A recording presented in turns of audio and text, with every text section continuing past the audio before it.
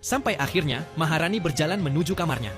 Ia tak peduli seberapa keras mereka memaki dan menghina dirinya. Maharani berpura-pura tidak mendengar satu kata pun. Begitu pintu kamarnya tertutup, Maharani segera mengeluarkan koper dan mulai membereskan barang-barangnya. Saat sedang berkemas, pandangannya tertuju pada sebuah sertifikat penghargaan lama yang terletak di atas meja. Saat itulah sebuah kenangan kembali muncul. Dulu, Maharani adalah salah satu desainer terbaik di bidangnya.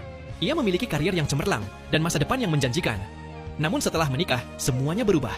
Ia menggunakan uangnya sendiri untuk membantu kebutuhan suaminya, mengurus seluruh pekerjaan rumah, menyiapkan makanan setiap hari, dan menjalani kehidupan seperti pembantu yang tidak pernah menerima bayaran. Kemudian, Maharani mengambil foto pernikahan mereka. Saat foto itu perlahan berubah menjadi abu, ia merasa seolah sedang mengucapkan selamat tinggal pada kehidupan lamanya.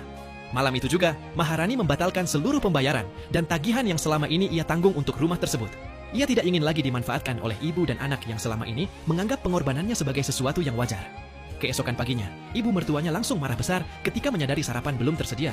Wanita itu menuntut penjelasan tentang kemana Maharani pergi sejak pagi-pagi sekali. Merasa ada sesuatu yang tidak beres, suami Maharani segera menghubunginya. Namun saat mencoba menelepon, ia baru menyadari bahwa nomornya telah diblokir. Meski begitu, keduanya sama sekali tidak menganggap situasi itu serius. Mereka hanya berpikir Maharani sedang marah dan akan segera pulang seperti biasanya. Sang suami bahkan yakin Maharani akan kembali dalam waktu singkat. 1 jam berlalu, lalu 2 jam berlalu, namun Maharani tidak kunjung muncul. Yang tidak mereka ketahui adalah Maharani sudah berada di London. Setelah bertemu kembali dengan mantan atasannya, Maharani memutuskan untuk kembali meniti karier yang pernah ia tinggalkan. Selangkah demi selangkah, ia membangun kembali kesuksesannya.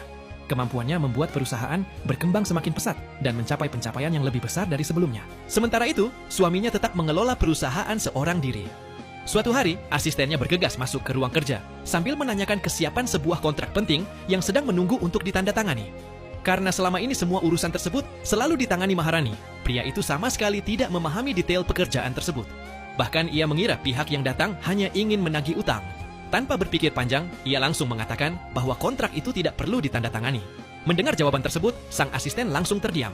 Ia menjelaskan bahwa proyek itu bernilai 10 miliar dolar. Jika kontrak berhasil ditandatangani, perusahaan akan segera menerima pendanaan sebesar 3 miliar dolar. Namun, jika kerjasama tersebut gagal, proyek akan berantakan dan perusahaan harus menanggung kerugian yang sangat besar. Bahkan, perusahaan bisa saja bangkrut. Begitu mendengar angka yang fantastis itu, suami Maharani langsung bersemangat. Sayangnya, ia hanya fokus pada keuntungan yang akan didapat dan sama sekali mengabaikan risiko besar yang telah dijelaskan asistennya. Ia segera meminta untuk dipertemukan dengan para investor. Namun sesaat setelah pertemuan dimulai, pihak investor justru mengajukan satu pertanyaan sederhana. Di mana Maharani? Suami Maharani langsung terdiam. Untuk pertama kalinya, ia menyadari bahwa dirinya bahkan tidak tahu keberadaan istrinya sendiri. Karena panik, ia terpaksa berbohong dan mengatakan bahwa Maharani sedang menjaga ayahnya yang sakit di rumah sakit. Setelah itu, ia menyerahkan